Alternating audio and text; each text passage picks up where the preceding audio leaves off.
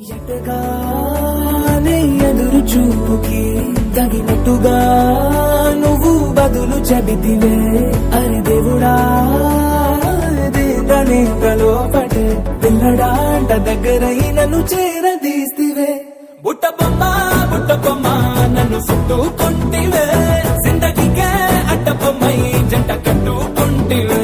బుట్ట బొమ్మ నన్ను చుట్టుకుంటివే. జిందగీకే అడ్డ బొమ్మై జంట